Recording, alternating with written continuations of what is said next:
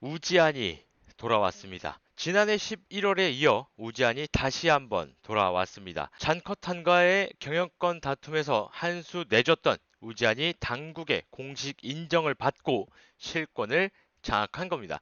우지안의 이번 귀환으로 최근 균열 조짐을 보이는 비트코인 캐시 커뮤니티에 변화가 생기지 않을까 하는 기대감이 나오고 있습니다. 둘 사이 경영권 다툼은 지난해 11월 일선에서 물러나 있던 우지안이 복귀해 잔커탄의 모든 직위를 박탈하면서 본격화됐습니다. 잔커탄은 이에 반발해 베이징 당국의 비트메인 대표직 회복을 신청했고 당국은 이를 받아들여 양측의 대립이 한층 팽팽해졌죠. 하지만 우지안이 현지 법원에 대표 변경을 재차 요구했고 5차례의 기각 끝에 결국 승인을 받아내서 승기를 잡게 됐습니다.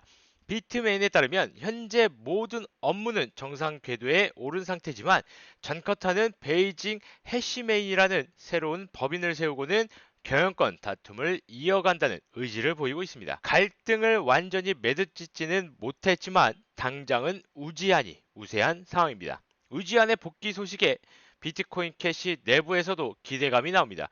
비트코인 캐시는 지난 4월 반감기를 거치고도 지지부진한 성적을 지속하고 있는 데다가 오는 11월 커뮤니티 내 합의가 안 된 하드포크가 예정돼 있어 위기에 몰린 상황입니다.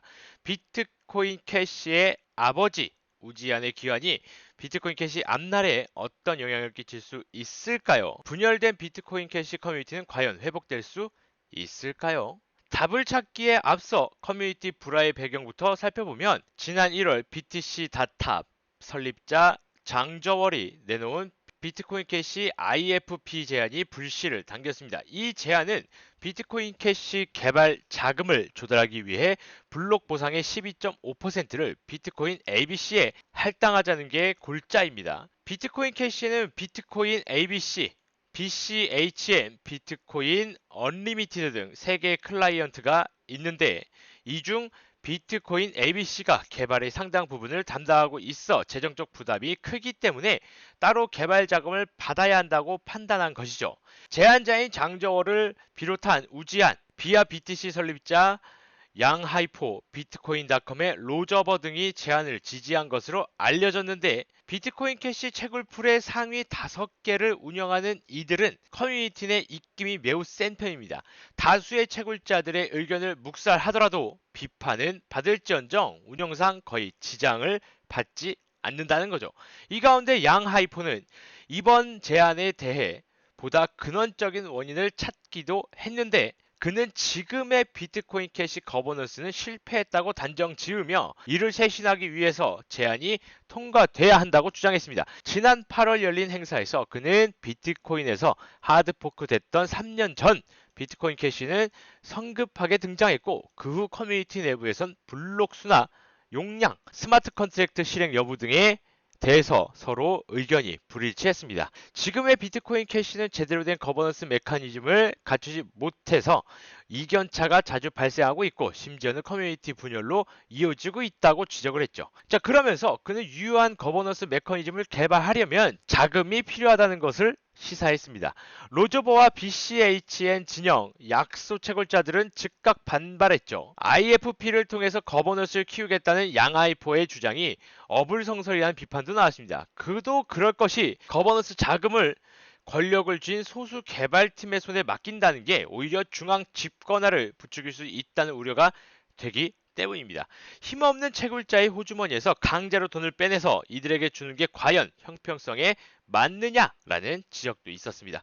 로저버는 9월 1일 트위터에서 비트코인 캐시 블록 보상 중 일부를 개발팀에 할당하는 건 소련식 독재와 다름없다고 신랄하게 비판했습니다. 당장 이를 멈춰라 라고 권고했죠. 논란이 갈수록 커지자 비트코인 ABC 진영은 할당 비율을 5%로 조정했다가 최근 8%로 재조정하는 등 변화를 주고 있지만 제안을 처리할 계획은 없어 보입니다. 비트코인 ABC는 IFP 운영을 위한 비트코인 캐시 글로벌 네트워크 이사회를 출범한다고 지난달 27일에 발표했습니다. 11월 하드포크 제안을 반영할 계획이죠. 이번 하드포크는 기존 불완전한 난이도 조정 알고리즘을 개선한 난이도 조정 알고리즘도 도입할 예정입니다. 양 아이폰은 하드포크되는 새로운 코인명을 임시로 BCC, 비트코인 캣이라고 부르며 위화감을 없애려고 노력 중이지만 그닥 효과적인 방법은 아닌 듯 보입니다. 하드포크 분쟁으로 비트코인 캐시 가격은 고꾸라졌습니다. 논쟁이 재점화됐던 지난 2월 비트코인 캐시는 사흘 만에 26% 급락했죠.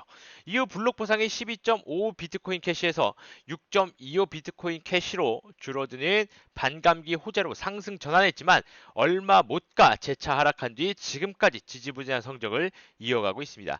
다시 우지안의 얘기로 돌아가면 그의 복귀가 이번 논란에 어떤 영향을 미칠까? 앞서 언급한 대로 그는 장저월의 제안에 찬성표를 던졌습니다. 하지만 지금으로선 그의 역할이 두드러지진 않고 있습니다.